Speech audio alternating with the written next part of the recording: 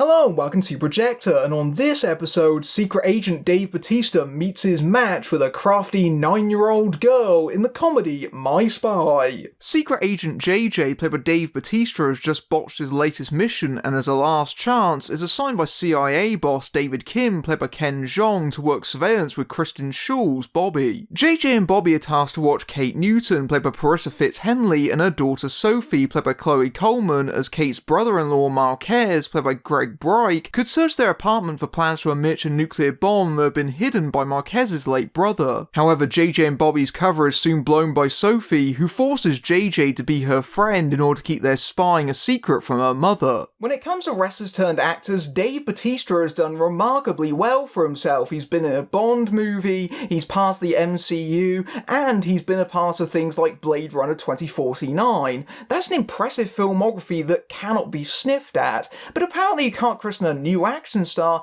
without putting them in some comedy where they get humiliated by small children, and thus following in the footsteps of the likes of Kindergarten Cop, Mr. Nanny, The Game Plan, The Pacifier, and most recently, Playing with Fire, comes My Spy, which was meant to be released last summer but was pushed back, ostensibly to give it distance from the other Batista comedy Stuber, but largely because of STX's ongoing financial difficulties, which meant they've struggled to release any of the films they've made.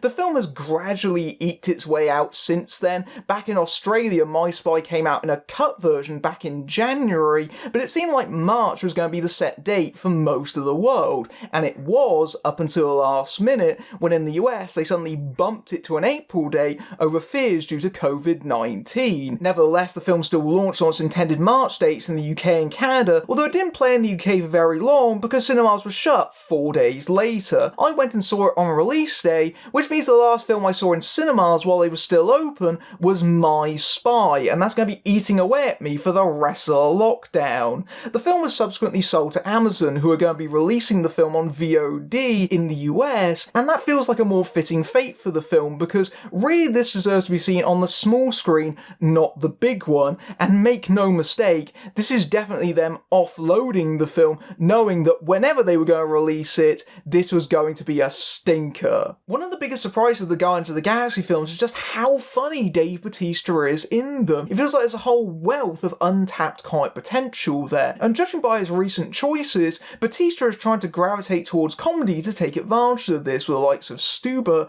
and My Spy, but if he picked the latter to showcase his comedic skills, he's picked the wrong project. For a start, Dave Bautista's strengths come from his deadpan delivery, the way that he can very straightforwardly, very dryly deliver a comic line. Two of the most amusing moments in My Spy are when he half-jokingly suggests killing the small child that has intruded on them. The way that Bautista delivers that line in an almost offhanded way managed to elicit a chuckle out of me, at least on 2 occasions. But that's not what the film is trying to do for the most part. What My Spy asks Bautista to do is lots and lots of physical comedy, and even though he comes from a wrestling background, that's not his strength. Bautista shouldn't be called upon to do loads and loads of slapstick, but here he is, playing very broad yucks as he, goes out on an ice rink and trips over himself and lands in an incredibly painful fashion. He's just too big and lumbering, and his gait is incorrect for that kind of humour, and it really doesn't work. In fact, he comes across as incredibly awkward during those moments, and the film even acknowledges that. One of the big comedic set pieces in the film is just Dave Bautista dancing. Oh yes, he gets to do all the current dance trends. He whips and he nays and all of that jazz, and it's meant to be hysterical because he's such a big guy and he's so clearly uncomfortable, and it's more just really cringeworthy and embarrassing than it is funny. It really isn't the sort of material that works for him, and it isn't helped by the fact that the script makes his character completely incompetent, not in a funny way for the sake of humour, just purely for the plot to work. I know that JJ is meant to be an inexperienced CIA agent, but even so, he is terrible at his job. He ruins the mission at the start in explosive fashion, fails at installing surveillance cameras that wouldn't be picked up by a 9-year-old. Said 9-year-old also busts him on public Wi-Fi, and also he reveals his CIA CIA identity to a bunch of school children just simply to impress them. He is the worst spy ever,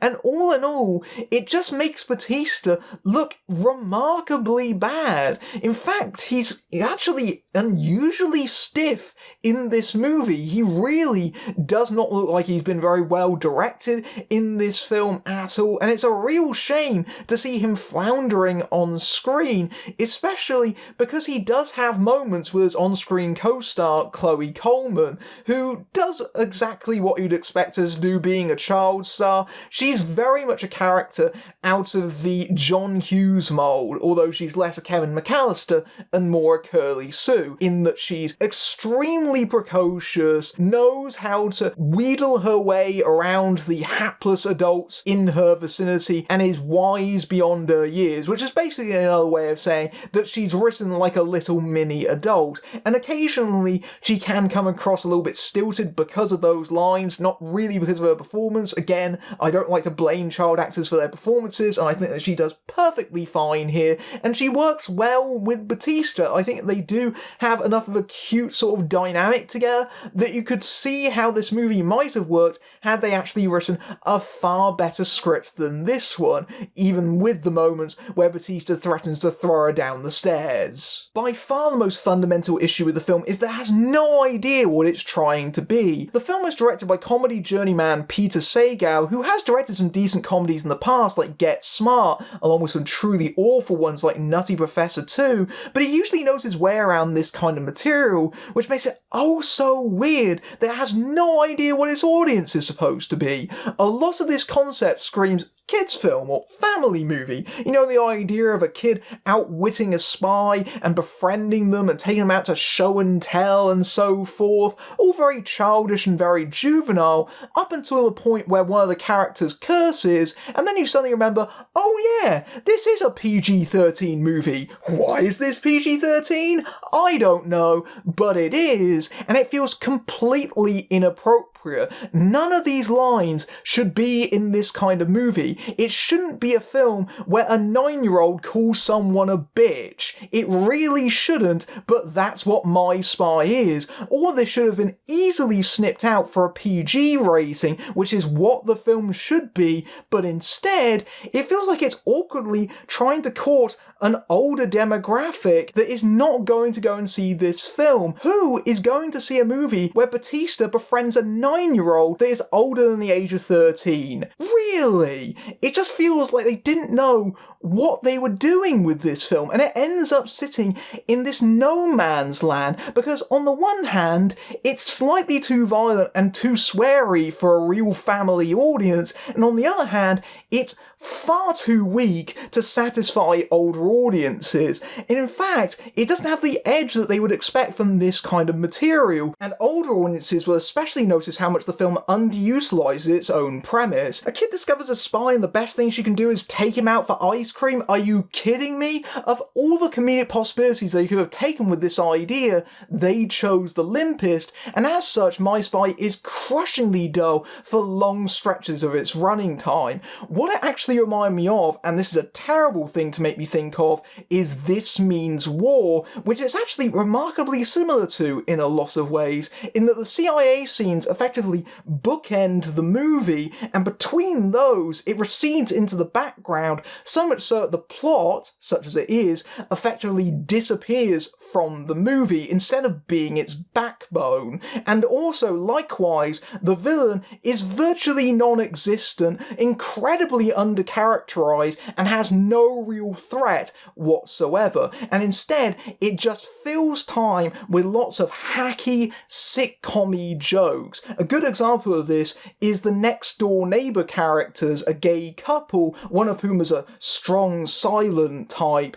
who clearly have only been included because someone who was writing the film was watching Netflix and looking at Queer Eye and going, oh, we want to make her a scene for Dave Bautista in this movie. comedy, and they didn't even follow through on that because it happens off screen. That would at least be some attempt at a joke, but it seems like My Spy very softly, trepidatiously just backs away from being anything other than the blandest movie you could possibly think of. The film doesn't even make good use of its comedic supporting cast. Kristen Schaal is effectively wasted as Batista's fairly annoying partner who just provides running commentary and exposition when she's not fawning over his weaponry, and Jeong is egregiously miscast as a CIA boss, a role which in no way requires a comic actor, and really, it should have been played by a gruff, straight actor, especially in the scenes where he browbeats Batista behind a desk. Those scenes would have been way funnier delivered that way, as opposed to casting Jeong in them, whose comic talents are totally squandered by this movie. And that just goes to show how much the movie misses the mark when it comes to its comic timing. Everything feels awful, misplaced. I'm thinking of the scene where Schaal vomits randomly at the end of a scene, and sometimes it just goes into flat out uncomfortable territory. There's a running gag about how there's a surveillance camera installed in the bathroom. That's really creepy, especially considering that they're watching a 9-year-old. But if you thought the comedy was bad, the action is even worse. First of all, this supposed action comedy is embarrassingly anemic. The action occurs at the very start and very end of the film with nothing in between, and even with those limited scenes, they still manage to embarrass themselves. It's very clear that Peter Schaal has no idea how to stage an action sequence, which is pretty surprising because I remember the set piece in Get Smart being fairly decent, but these are clearly an afterthought and incredibly half-assed. They are sloppily choreographed, badly edited, and just all over atrocious and inept. When a movie can't even stage a gunfight in an abandoned warehouse properly, yeah, you've got very serious issues. I did, at one point during the film, hope that the uncle would eventually arrive because A, it would get us closer to the ending of the film, and B, something interesting might happen on the action front, and then the climax rolled around, and I immediately regretted that thought. The climax of the movie revolves around the villain trying to take off in a plane on a runway that goes off the edge of a cliff, and if you think that's ridiculous, they even have a character lampshade it by going, well, that's a little bit preposterous. No, it's lazy. And then it goes into this slapdash fight scene with horrific green screen work, and let's not forget, while we're on that subject, the incredibly bad superimposed explosions that are all the way through this film. I have literally seen direct-to-video movies with better action sequences than this theatrically released movie. The action scenes in this film are just pitiful. My Spy feels like it came out of a time machine from 1993. It feels so outdated in so many ways, and like the movies from that time period, it just aims to be forgettable and blandly entertaining. The comedy is atrocious, and the action scenes are just amateur hour. Normally, I would recommend this sort of film to just families or children. I can't even get the luxury of that, because this doesn't know what its audience is supposed to be, and thus it feels like it's geared towards absolutely no one. If you watch this on TV in a sanitized version, yeah, maybe you could get away with that, but otherwise, My Spy desperately feels like a movie out of time and really does a disservice to Batista. He deserves much better comic vehicles than this, as does Chloe Coleman, in fact. I think that them two work together really well, despite the fact the movie does not. Really though, the only difference between now and 1993 is that back then, it probably would have starred Hulk Hogan. My Spy is sitcom-y fare that feels like it should have been released in the 90s, and I don't mean that as a compliment. Although designed as a vehicle to show off Dave Bautista's comic talents, the poor direction and script leaves him high and dry, delivering pratfalls and an incredibly inept spy, even if he does have some good teamwork with Chloe Coleman. This is a movie that clearly doesn't know what it wants to be. The premise of having a spy for a playmate seems intended for kids, but the content is too sweary and violent for them, and older audiences will find it simplistic and childish. Peter Sagaal's direction execution is even worse when it comes to the limited action scenes, which are absolutely hopeless, and the way the spy plot is largely in the background underutilises the core concept. Ultimately, this is a dull, uneventful misfire that fails to hit the target or play to Batista's strengths. If you like this review, then your next assignment is to go to my Patreon, where you can see my reviews early among other perks, including access to my Discord server. But until next time, I'm Matthew Buck, fading out. I just wanna break